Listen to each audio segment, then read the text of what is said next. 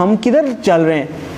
جب قرآن و حدیث کو اسٹڈی کرنے کی کوشش کی تو پتہ چلا کہ ایک بھی نشانی قیامت کی، ایک بھی نشانی جو بتائی گئی ہے علامات صغریٰ وہ باقی نہیں ہے، ساری کی ساری ہو چکی ہیں۔ اگر کسی کو کسی اسپیسیفک نشانی کے بارے میں کوشچن ہے تو مجھے بھی بتائیں۔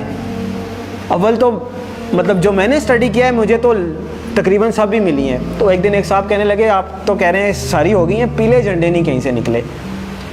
تو میں نے کہا پیلے جھنڈے تو وہ رابعہ ابھی نکلے تھے مصر میں، جب صدر مرسی کی حکومت انہوں نے گرائی تھی تو وہاں پہ پیلے جھنڈے رابعہ کا نشان انہوں نے بنایا تھا اور بڑی احتجاج کی تھی، وہاں سے پیلے جھنڈے نکلے تھے۔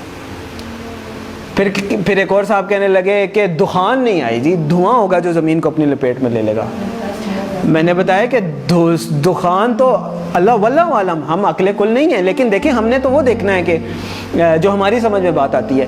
آج سے 7-8 سال پہلے ہم بھی اسی پنجاب میں رہتے ہیں، اسی دنیا میں رہتے ہیں، دھند ضرور ہوتی تھی، دھواں بھی ہوتا تھا، دھواں اسموگ نہیں ہوتا تھا کہ وہ پورے لپیٹ میں لے لیتا ہے۔ دھواں تو ایسے ہوتا ہے نا دور سے نظر آئے، دخان ایسا ہے کہ یغش الناس، قرآن میں اللہ نے فرمایا یوم تأتی السماء بدخان مبین یغش الناس ھذا عذاب علیم، وہ بھی پورا ہو گیا۔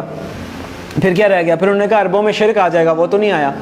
تو میں نے کہا میں بھی سوچتا تھا نہیں آیا، بلکہ جب میں یہ حدیث پڑھ رہا تھا تو میرے ذہن میں یہ تھا کہ پتہ نہیں عربوں میں شرک پتہ نہیں کب آئے گا۔ سب سے زیادہ قرآن حدیث وہاں پڑھا جاتا ہے،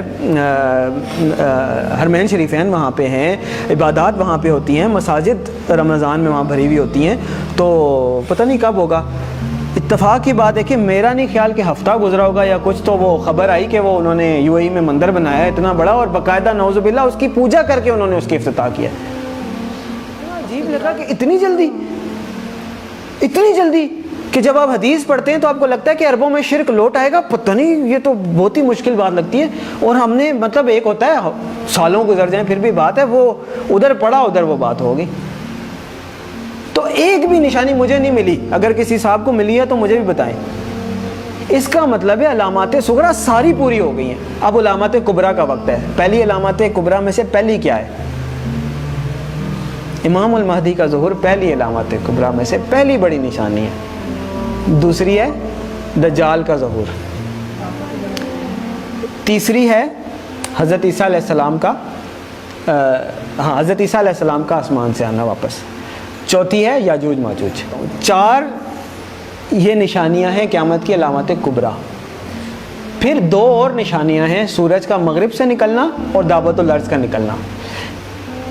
کیٹیگرائزیشن یہ حدیث میں نہیں ہے کہ 4 نشانیاں یا 5 ہیں، ویسے بتایا گیا ہے۔ اس کو پھر علماء نے اپنے حساب سے، جیسے میں نے پہلے آپ کو بتائی دخان ہو گیا یا مختلف رابعہ ہو گئے، پہلی پیلے جھنڈے ہو گئے، یہ وہ ان کو علامات صغریٰ کہا گیا ہے، چھوٹی نشانیاں، اور یہ جو ابھی میں نے 4 آپ کو گنوائی ہیں نا علامات کبریٰ کے طور پہ کیٹیگرائز کیا گیا ہے۔ لیکن یہ جو باقی 2 ہیں میں ان کو علامات کبریٰ میں کیٹیگرائز نہیں کرتا، میری اپنی ایک کیٹیگرائزیشن ہے۔ کیوں؟ اس لیے کہ آپ صلی اللہ علیہ وسلم نے فرمایا کہ جب دعوت الارض نکل آئے یا سورج مغرب سے نکل آئے پھر کسی کی توبہ قبول نہیں ہے، جو ہے جیسے ہے ویسے ہے، کوئی نیک ہے بد ہے، کافر ہے مسلمان، پھر کسی کی توبہ قبول نہیں ہے۔ اس کا مطلب یہ ہے کہ یہ جو 2 نشانی ہیں یہ قیامت قائم ہونے کے واقعات ہیں، وہ تو ایک قسم کی قائم ہو گئی نا قیامت۔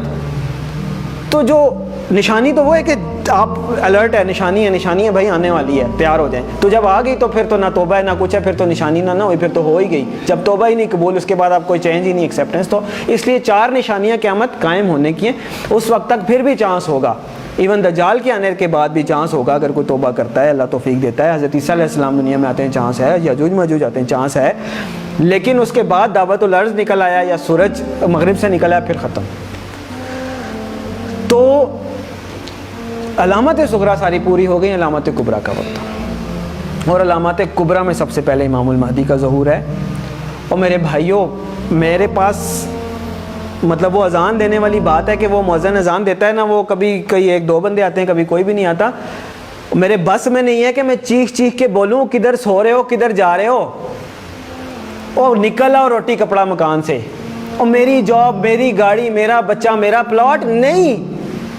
اور پتہ نہیں قیامت میں نے آپ لوگوں کو حدیث سنائی ہے، آنکھیں کھولیں، اور پتہ نہیں قیامت میں کتنے سال رہ گئے، شاید ہم پتہ نہیں اگلی جنریشن آئے بھی کہ نہ آئے، اور بعض لوگ کہتے ہیں پتہ نہیں پاگل ہے, سب کو ایسے لگتا تھا قیامت آنے والی ہے. نہیں, حدیث میں آپ صلی اللہ علیہ وسلم نے فرمایا کہ میں اللہ سے امید کرتا ہوں کہ میری امت کو آدھے دن کا وقت تو دے ہی دے گا اللہ تعالیٰ.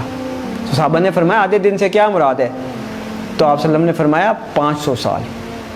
اور یہ قرآن سے بھی ثابت ہے کہ اللہ کے ہاں ایک دن ہمارے 1000 دنوں کے برابر ہوتا ہے. تو علامہ سیوطی بہت بڑے حدیث کے مفسر گزرے ہیں. میں لوگ کہتے ہیں آپ علامہ سیوطی کے اس پہ کیوں جا رہے ہیں؟ مطلب جو مفسرین گزر چکے ہیں, حدیث کے انٹرپریٹیشن دے چکے ہیں, اب میں نے نہیں تو نہیں دینی, اللہ معاف کرے. تو علامہ سیوطی رحمۃ اللہ علیہ نے اس کی انٹرپریٹیشن میں لکھا ہے کہ اس کا مطلب ہے کہ ایک دن کے بعد 1.5 دن, یعنی کہ پچھلی امتوں کو کسی کو 1 دن ملا, کسی کو آدھا دن ملا, کسی اس طرح, یعنی کسی کی عمر 1000 سال ہوئی, کسی کی 500 سال, مختلف.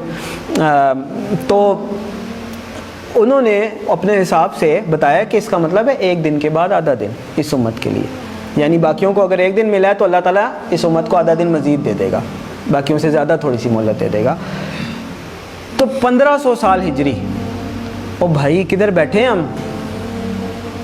1443 ہی ہے نا. تو گنتی کا حساب لگا لیں, 60 سال پورے نہیں رہتے. میں نہیں کہہ رہا. تو اس کا مطلب یہ ہے کہ تھوڑا سا, میں یہ نہیں کہہ رہا کہ 60 سال میں ہی آ جائے گی, یعنی اللہ تعالیٰ نے اگر آدھے دن کی مہلت دینی ہے, اللہ کی مرضی, تھوڑا بہت آگے پیچھے بھی ہو سکتا ہے. لیکن سمجھنے کی بات ہے کہ ہم بالکل ایج پہ کھڑے ہیں, گرنے لگے ہیں نیچے, اور دیکھ پیچھے جا رہے ہیں, دیکھ پیچھے جا رہے ہیں. وہ کہتے ہیں نا کہ سامان 100 برس کا, پل کی خبر نہیں.